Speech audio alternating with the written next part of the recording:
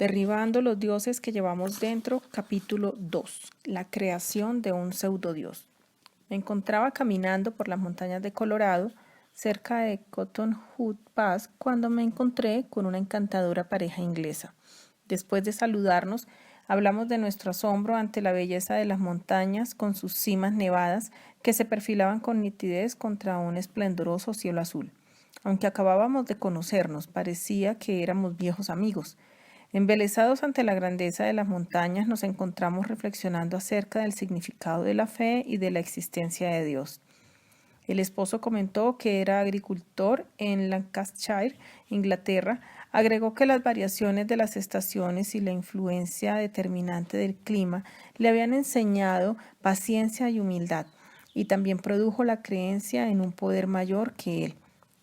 Ese día la majestad de las montañas le resultaba y a todos nosotros un testimonio de la existencia de una realidad trascendente. La naturaleza tiene su manera de ponernos frente a una sensación de insuficiencia propia y a una presencia más allá de nosotros. El rabino Harold Kusher comentó en su libro ¿Quién necesita a Dios? Decía, cuando visitamos un zoológico, los adultos por alguna razón nos sentimos irresistiblemente atraídos hacia los animales más poderosos como los leones, los tigres, los elefantes y los gorilas. Y agrega, sin darnos cuenta de que, por alguna razón y de alguna manera, tratamos de tranquilizarnos con la contemplación de criaturas mayores y más fuertes que nosotros. Nos transmiten un mensaje especial que humilla y consuela a la vez de que no somos el poder máximo. Nuestra alma tiene tanta hambre de ese sentimiento de temor, de ese encuentro con la grandeza, que nos ayuda a recordar cuál es nuestro verdadero lugar en el universo. Algo que si no lo podemos conseguir en la iglesia, lo buscaremos hasta encontrarlo en algún otro lugar. Rendir culto a la criatura o al creador. Los seres humanos son religiosos y a menudo la búsqueda de lo trascendente conduce a una vida más útil. Paul Tillich afirmó que la búsqueda de un significado último es el tema central de la existencia humana. Para dar un paso más en esta línea de pensamiento, lo que consideremos como nuestro interés último, eso es lo que adoramos. Al pueblo hebreo Dios le ordenó, no tendrás dioses ajenos delante de mí, Éxodo 23. Muchos de nosotros tenemos un sentido de lo trascendente y formamos parte de una tradición religiosa determinada. Pero el ritmo acelerado de la vida y las múltiples exigencias que se nos imponen erosionan nuestro fervor y nos volvemos laxos en nuestra vida de fe. En el Nuevo Testamento se nos advierte que cuando las personas conocen a Dios, pero no le rinden culto y no viven con gratitud, se les distorsiona el pensamiento. Como consecuencia, acaban adorando a la criatura en vez del Creador. Romanos 1:21. Esto se pudiera llamar pensamiento pestoso, término que se emplea en Alcohólicos Anónimos y que significa que la negación hace posible no prestar atención a los problemas graves de nuestra vida y creer que tenemos el privilegio de beber con exceso sin asumir la responsabilidad por las consecuencias. Esta forma distorsionada de pensar se manifiesta en aforismos como soy lo que hago, soy lo que siento, soy lo que poseo. Destrozados por lo imprevisto. La doctora Adrienne Jones era todo un éxito. Todo le salía muy bien. Tal como lo había previsto, se cumpliría su aspiración de llegar a tener una cátedra en una destacada facultad de medicina. Había realizado importantes investigaciones y había escrito una gran cantidad de ensayos científicos. Estaba cerca de lograr la meta de su vida. En el desarrollo de su carrera profesional, Adrienne había mantenido su fe cristiana en un segundo plano. No era fácil ser mujer en la implacable carrera académica. A veces tenía que trabajar hasta 2 veces mejor que sus contrapartes masculinos y por horas y horas. Experimentó su parte de discriminación y rechazo, pero gracias a su arduo trabajo y brillantez innata se desempeñó muy bien. Entonces sucedió. Fue a hacerse la prueba ginecológica anual y descubrió que tenía cáncer en el cuello del útero. Abrumada, consternada y furiosa, la doctora Jones se dio cuenta de que su mundo se derrumbaba. No había esperado semejante situación. Había tratado a centenares de pacientes e incluso había visto morir a algunos, siempre con la certeza de que ella no le podía suceder nunca. Ante la repentina tragedia que se le presentaba, horrorizada se aisló. No solo se vio obligada a dejar la vida académica, sino que quedaron destruidas sus esperanzas de formar una familia. Se volvió furiosa contra la vida y sobre todo contra Dios. Pero a pesar de su ira, me dijo que lo único que le había quedado era Dios. Algo en que creer. Esto suena paradójico, pero a pesar del sufrimiento y de la ira contra Dios, sigue siendo posible tener fe y confianza en Él. En toda relación con significado, el enojo es una emoción normal y su existencia indica que hay una conexión entre dos personas. Cuando nos enojamos con alguien, aunque no conozcamos bien a la persona, se da una conexión o relación automática entre esa persona y nosotros. Fyodor Dostoyevsky expone en su forma conmovedora este dilema de la fe en su libro El idiota. Un personaje se está muriendo de tuberculosis, está enojado con un mundo que cree estar sordo a su grandeza, a su hermosa alma y sobre todo al gran servicio que le pudiera haber prestado al género humano. En el lecho de muerte se debate entre creer en la nada por un lado y la fe en la belleza y la bondad de la vida por el otro. La fe, según Peter Kreeft, entraña tanto creencia como confianza. La creencia es la parte intelectual de la fe. Por ejemplo, alguien pudiera decir, creo en la medicina, pero la fe tiene también un componente emocional, de forma que agregaría, y también confío en mi médico. Como la vida está herida, todos vivimos con sentimientos dolorosos. La verdadera fe es ir más allá de estos sentimientos dolorosos y de la ira para confiar en un poder más alto que llamamos Dios, el significado último de la vida. Esta clase de fe la manifestó Job cuando dijo, he aquí, aunque él me matare, en él esperaré. Job 13:15. Esta clase de fe no se consigue con la facilidad cuando nos encontramos con las tensiones de la vida moderna, incertidumbre económica, desintegración familiar y violencia. Nos sentimos inclinados a crear nuestra propia realidad última como un medio para hacer frente a nuestro propio sentido de insuficiencia. Como psicoterapeuta que he tratado en diferentes partes del mundo, he descubierto que tanto las personas religiosas como las no religiosas tienden a crear pseudodioses poderosos que los ayudan a superar las inseguridades personales. ¿Cómo se forman nuestros falsos dioses? En la vida hacemos muchas cosas para evitar o minimizar nuestro dolor. Buscamos experiencias, objetos, situaciones o sustancias que nos proporcionen un sentido de suficiencia y bienestar.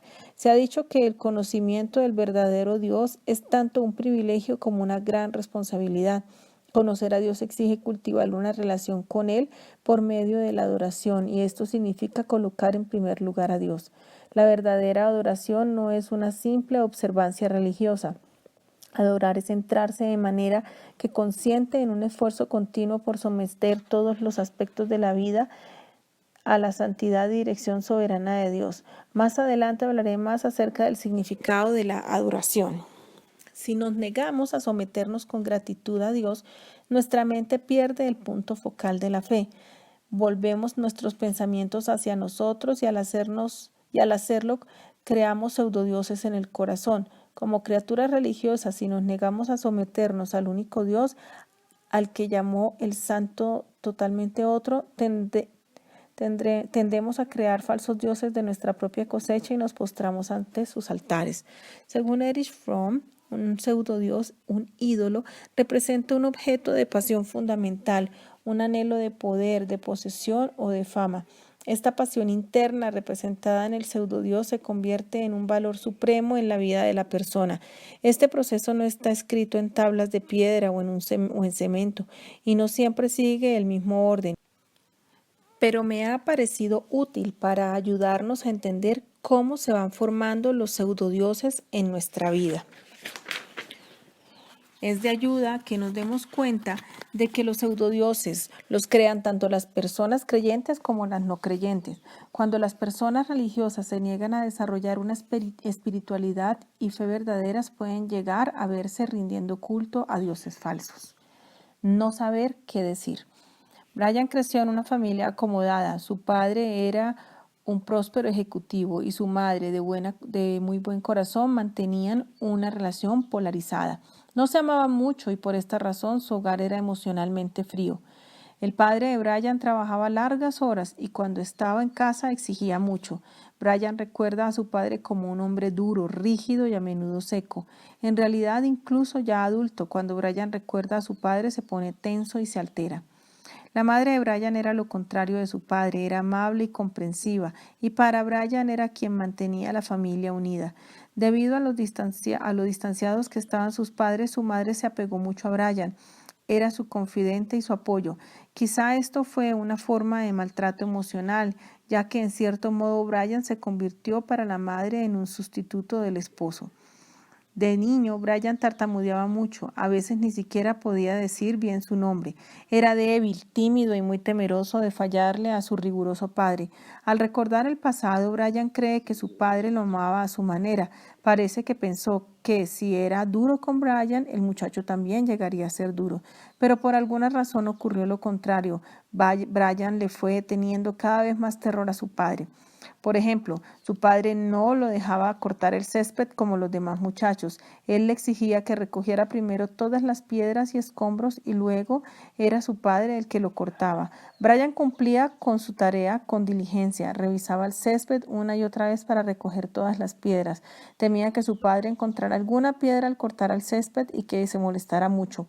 Brian dice que después de recoger los escombros y las piedras del césped se sentaba en la casa, lleno de miedo esperando que la cortadora hiciera algún ruido raro por culpa de alguna piedra.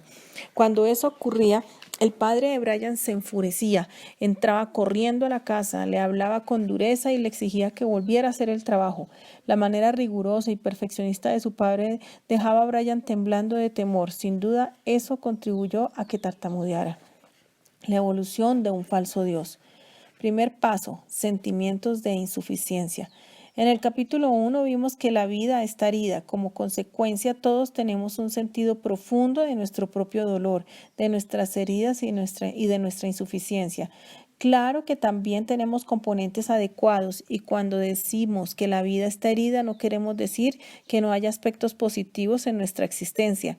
Sin embargo, al examinar nuestro corazón, nuestra vida y la de los demás, vemos que no solo la vida está herida, sino que también lo estamos nosotros. Cuando se nos hiere en la infancia, nos protegemos reprimiendo nuestro yo herido, lo ocultamos con un yo que hace frente a todo, un yo falso. El objetivo del yo falso es ocultar y proteger al verdadero yo. Conscientes del sentido crónico de insuficiencia que emana de nuestro yo verdadero, tratamos de aliviar el dolor y de crear un mayor sentido de suficiencia. El yo falso sale decidido a buscar cualquier cosa que prometa un sentido de suficiencia. Con la división entre él y lo real y el yo falso, nos volvemos una casa dividida contra sí misma. David, el rey filósofo del antiguo Israel, dijo que Dios ama la verdad en lo íntimo, Salmo 51:6. Dios, el santo, totalmente otro, siempre está con nuestro yo verdadero, con el yo herido. De ahí que el que crea pseudodioses es nuestro falso yo para darnos un sentido de suficiencia. Estos ídolos nos hacen sentir poderosos, permitiéndonos encubrir todavía más nuestras debilidades e insuficiencias. Un día, cuando Brian estaba en tercer grado, su maestro le hizo una pregunta en clase. Brian no pudo decir nada debido a su tartamudeo, aunque sabía la respuesta. Todavía se puso más nervioso y siguió tartamudeando. Lo que es peor, vio que Tony, su mejor amigo, se estaba riendo de él. Brian se sintió destrozado. Tony era alguien en quien Brian confiaba mucho. Habían pasado mucho tiempo juntos y Brian pensaba que Tony debía entender cómo se sentía. Por esto, cuando vio que Tony se reía de él, su herida se ahondó más. Brian se sentía no amado e inseguro. Tenía miedo y no sabía cómo enfrentarse con el futuro. Ese sentimiento de insuficiencia es fundamental en el desarrollo de pseudodioses. En general, encontramos que es demasiado difícil enfrentarse a alguna insuficiencia grave o parte herida en nosotros mismos. La formación de pseudodioses es una defensa psicológica para tratar de solucionar la insuficiencia y el dolor, pero no resuelve de manera adecuada las necesidades espirituales de la persona. Segundo paso, un sentido de satisfacción. Brian siguió tartamudeando en la escuela secundaria, pero había determinado superar este problema. Se esforzó mucho y luchó para lograrlo. Llegó a la conclusión de que si conseguía triunfar en sus estudios, compensaría el tartamudeo. Entró a la universidad y se esforzó más que nunca. Cuando lo aceptaron a la escuela de Derecho, vio en ello su futuro y se esforzó cada vez con más ahínco. Practicaba la pronunciación, tomó cursos de comportamiento seguro y determinó en lo más íntimo que sería un muy buen abogado. Por primera vez en la vida, Brian comprendió que si llegaba a ser un buen abogado y se le reconocía como tal, por fin se sentiría aceptado y valioso. Quizás incluso su padre se sentiría orgulloso de él. Obtuvo espléndidos resultados en la escuela de Derecho y consiguió un excelente trabajo en uno de los más prestigiosos bufetes de abogados del país. Se sintió realizado al destacarse en su profesión. Comenzó a tener confianza en sí mismo y ya no volvió a experimentar el sentido de insuficiencia que lo había atormentado en la primera parte de su vida. Comenzó a sentir que había triunfado y me contó, me encanta.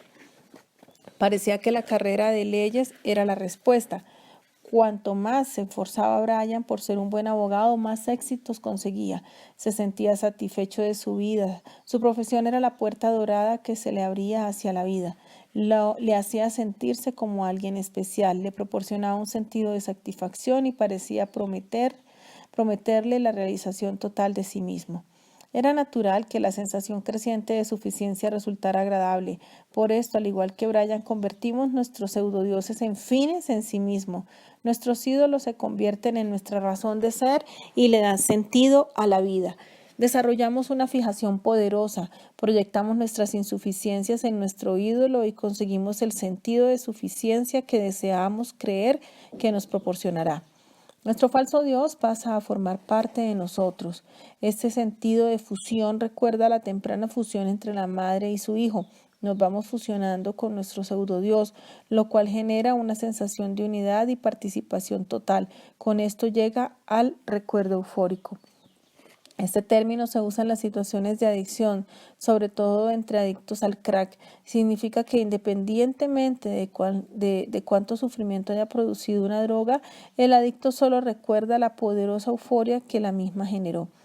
Este recuerdo selectivo interpreta el pasado como positivo y por completo y proyecta que el futuro traerá más de lo mismo, ni se piensa en las consecuencias negativas.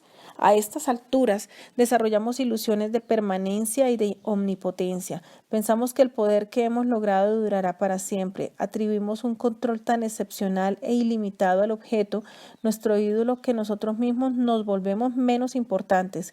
En otras palabras, un ser humano que según la ética judeocristiana ha sido hecho imagen de Dios, ahora convierte en Dios al objeto escogido. Nuestro pseudodios es nuestra pasión fundamental. Ahora nos sentimos adecuados, es decir, más completos. Nuestro falso Dios se ha convertido en nuestro significado supremo, nuestro modo de actuar, nuestra esperanza. Hemos comenzado a reestructurar la realidad. Vemos toda nuestra vida a través de los ojos metafóricos del pseudo Dios.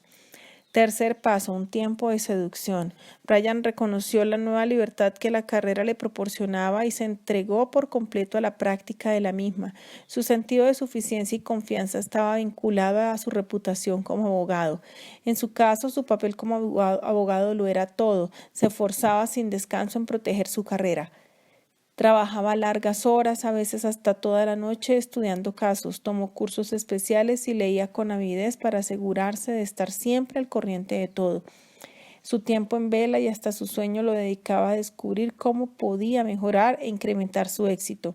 Brian me dijo que no salía con ninguna joven a no ser que la relación pudiera beneficiar su carrera profesional. Solo iba a las cenas que pudiera aumentar su práctica.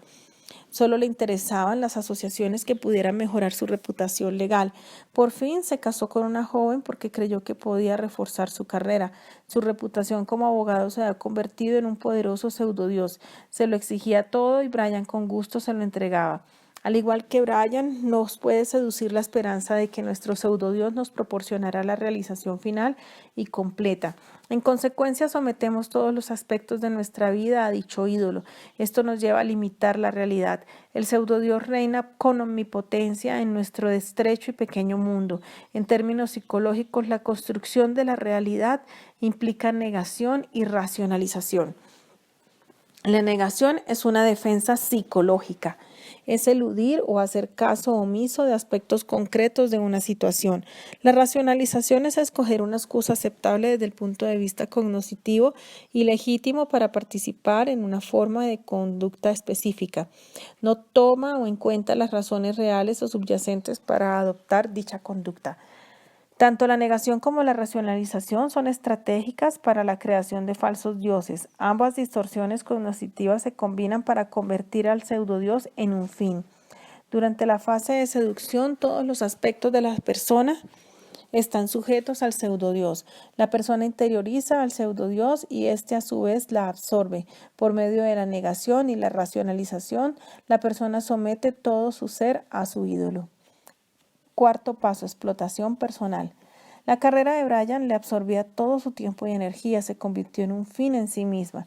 Como consecuencia, la vida de Brian era un medio para ese fin. El significado, la dignidad, la identidad y el valor de Brian consistían en ser un abogado de éxito. Brian se convirtió en lo que hacía. En ese proceso, Brian era explotado como persona, trabajaba muchas horas, no comía bien, era esclavo de su reputación legal, no llevaba una vida equilibrada. El sometimiento total a un falso Dios es una experiencia que agota. Todas nuestras energías, ambiciones, pasiones nos dominan el deseo de poseer de forma más plena al pseudodios o de agradarlo. Estamos esclavizados por él, somos movidos por él, estamos poseídos. Cuando llegamos al estado de explotación, nuestro significado, dignidad, identidad y valor están ligados al pseudodios.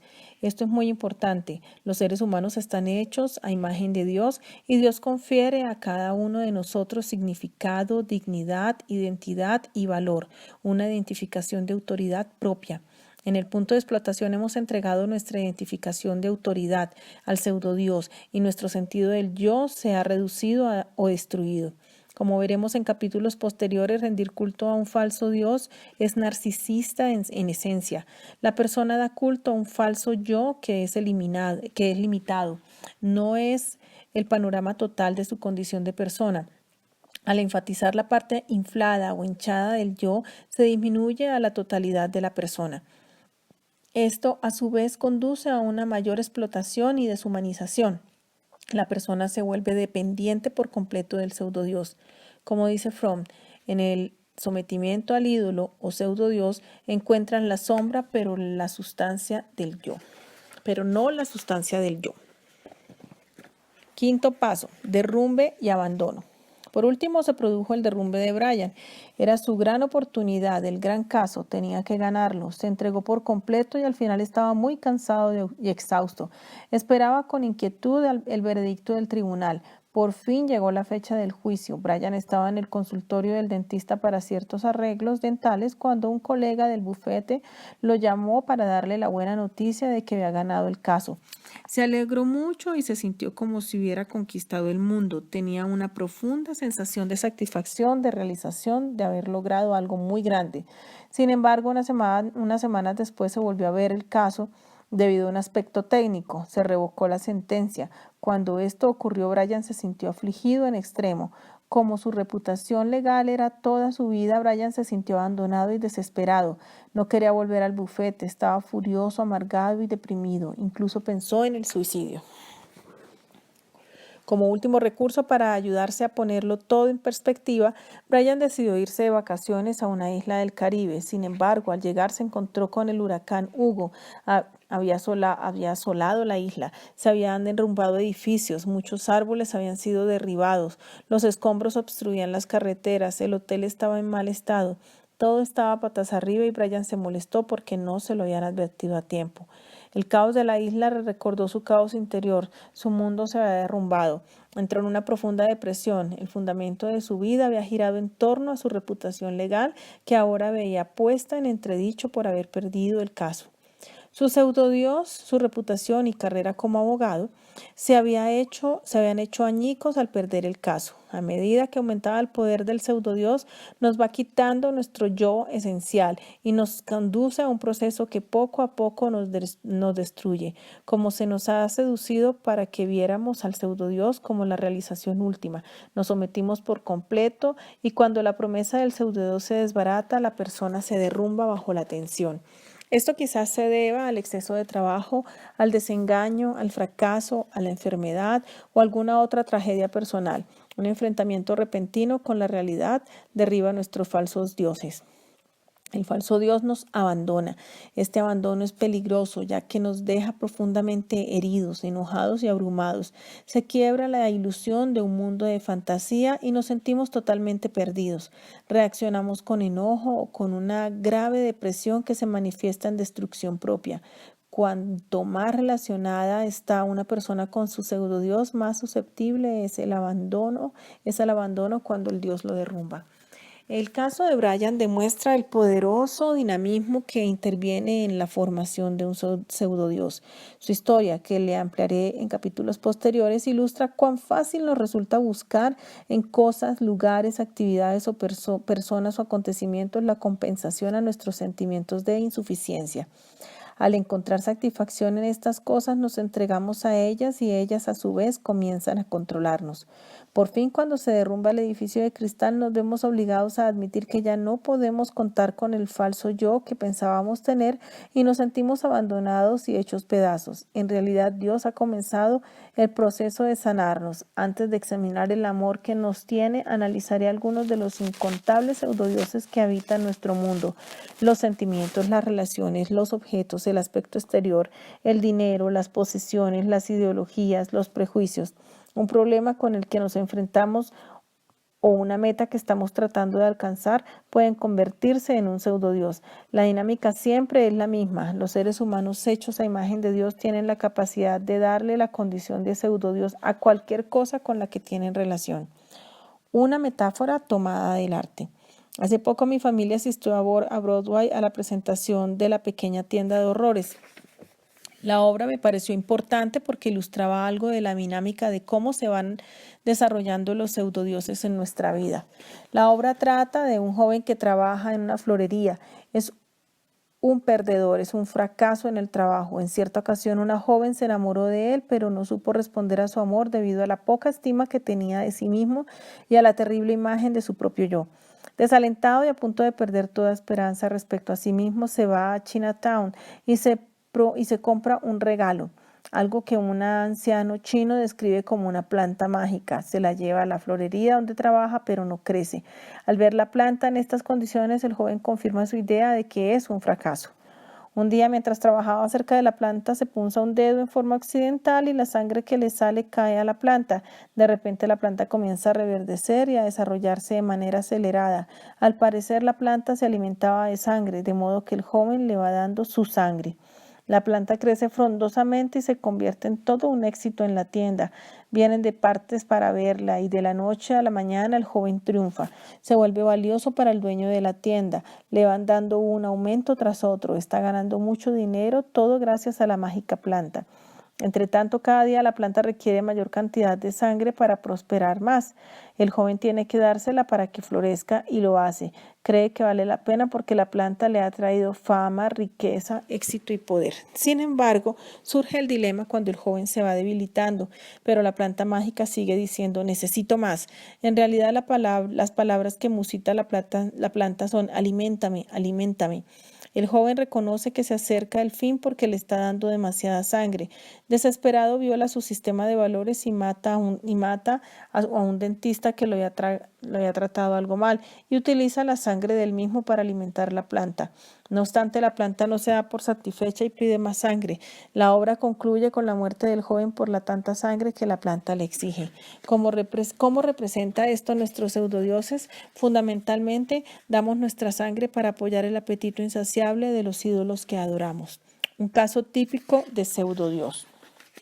Hemos visto la historia de Brian y hemos analizado la poderosa metáfora de The Little Shop of Horrors. Veamos ahora un relato mucho más conocido de un pseudodios. No hay que leer entre líneas cuando recorremos el antiguo relato de Moisés y el becerro de oro que se narra en Éxodo 32.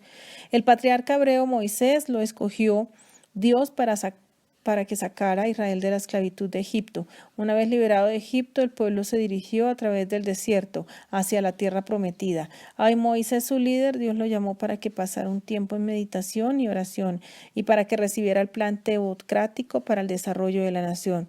La tarea de Moisés era sagrada e importante. ¿Cómo se podía liberar el pueblo sin leyes fundamentales que dirigieran la formación de la comunidad? Así Moisés, llamado por Dios para que acrecentara el desarrollo de su pueblo, ascendió a la montaña para recibir la ley, los 10 mandamientos. Como Moisés se demoraba, el pueblo comenzó a sentirse atemorizado e inquieto. Sin su líder, el viaje no tenía sentido. El pasado era confuso. El presente parecía incierto y el futuro resultaba por completo imprevisible. Al sentirse incapaz e inseguro, el pueblo anheló tener un Dios, sin la capacidad de dejar para más tarde la satisfacción de este anhelo o de consolarse con las importantes experiencias pasadas, se enojaron.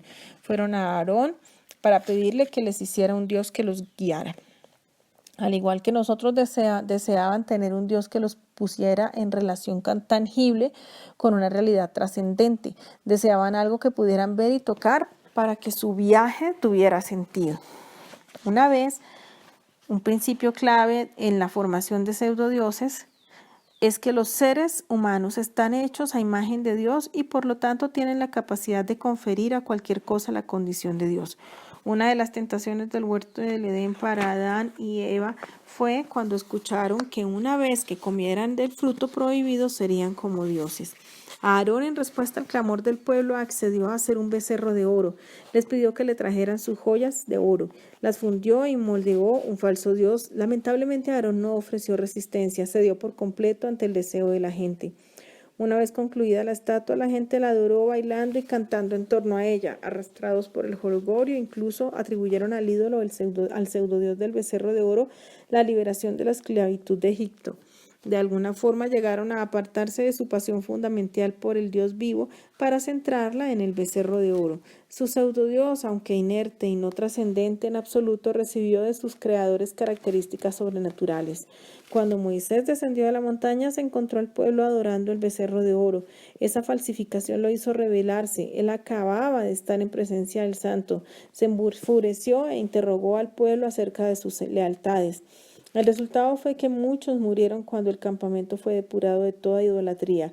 Se restauró la adoración a Dios y se reconstruyó el altar.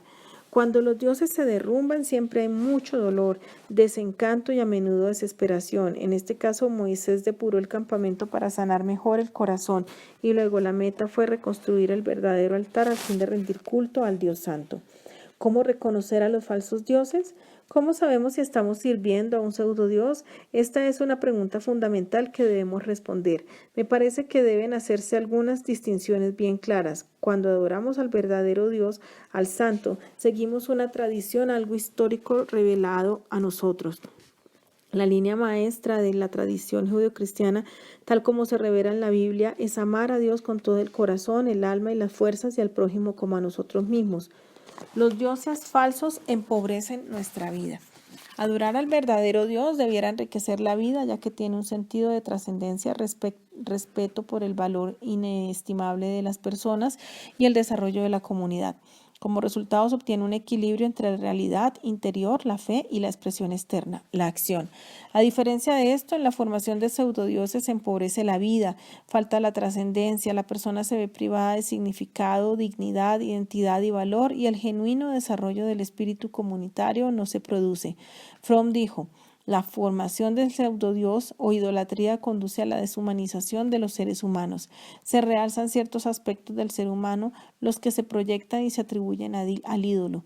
El culto al pseudodios es narcisista en esencia y limita la relación yo-otro. Como resultado genera la sombra y no la verdadera sustancia del ser humano. Adorar a Dios, la realidad última, exige rendir culto al santo totalmente otro, al Dios fuera del yo. En consecuencia, disminuye el narcisismo y desarrolla la condición genuina de persona y el espíritu de comunidad. Los dioses falsos se pervierten la adoración. La verdadera fe fundada en la adoración de Dios conlleva sensibilidad en la relación con los atributos de Dios. En la verdadera adoración hay armonía entre lo verdadero, lo hermoso y lo bueno. Una definición de belleza desde una perspectiva griega es ver el esplendor de lo eterno en lo múltiple. Pitágoras mismo dijo, si uno quiere escuchar, puede oír el canto de las estrellas, pero la formación de pseudodioses distorsiona la adoración y trata de hacer que se tenga por lo máximo lo que no lo es. Los dioses falsos no dan cabida al perdón. En el verdadero culto a Dios hay perdón. La santidad no es ser bondadoso o sentir que uno lo tiene que hacer todo. Es que la bondad y la gracia de Dios se apoderen de uno. En otras palabras, conocer a Dios es saber qué significa ser perdonado. Esto contrasta con un perfeccionismo radical que a menudo conduce a un poderoso proceso masoquista y destructivo. La formación de un pseudodios es un capataz implacable. Exige la sumisión total del yo para que el pseudodios pueda definir a la persona. No queda espacio para la verdadera persona. No hay misericordia porque el falso Dios exige la obediencia total. Los falsos dioses nos quitan nuestra libertad. El culto del santo totalmente otro depende de una libre elección. No hay compulsión. Conocer a Dios es libre y liberador.